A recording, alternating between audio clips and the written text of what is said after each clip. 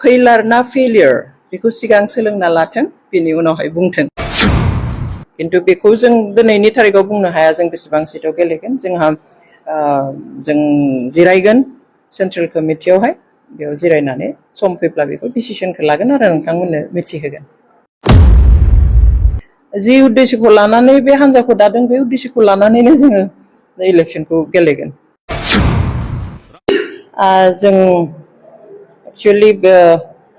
alternative party of बड'लेण्डनि दिनै गिबि central executive कमिटिनि जथुमा दङमोन आरो बेखौ मेइनलि जों ओथ टेकिंनि थाखाय लिंदोंमोन दाख्लै जायफ्रा बिबान मोनबाय कमिटिखौ फर्म खालामबाय बे कमिटिनि ओथ टेकिं एबा सतबांसा लानाय जथुमामोन आरो माखासे जोंनि पार्टी स्ट्रेटेजिफोरखौ जों सावरायदों जों माबादिहाय दा खामानियाव आवगायजेनगोन जोंनि डिस्ट्रिक्ट कमिटि दानाय block level committee primary committee बेफोर दानायनि रायजो राजाया गोबां जोंखौ कमिउनिकेट खालामबाय थादों बेनि माबादिहाय जों जोंनि हान्जायाव थिसननायनि राहाफोरखौ लागोन बेफोरखौ जोङो दिनै गिबि जथुमायाव सावरायदों बांद्राय सावरायनाय जायाखै स्पेशली पार्टी स्ट्रेंथेनिंनि सायावहाय हान्जाखौ माबादि गोख्रों खालामगोन बिनि सायावनो सावरायनाय जादों थेंक इउ डेफिनेटलि थ'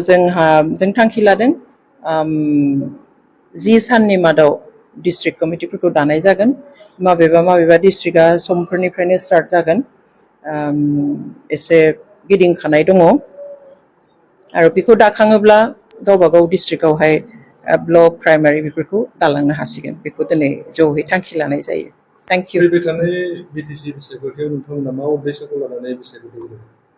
जि उद्देश्यखौ लानानै बे हान्जाखौ दादों बे उद्देश्यखौ लानानैनो जोङो इलेक्सनखौ गेलेगोन किन्तु बेखौ जों दिनैनि तारिखाव बुंनो हाया जों बेसेबां सिटआव गेलेगोन जोंहा जों जिरायगोन